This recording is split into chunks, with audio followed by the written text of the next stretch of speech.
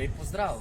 Tudi letos smo imeli glede na dane okoliščine oratorij, ki je bil prav tako zabaven in ustvarjalen. Kako pa je to izgledalo? Pojdite z nama.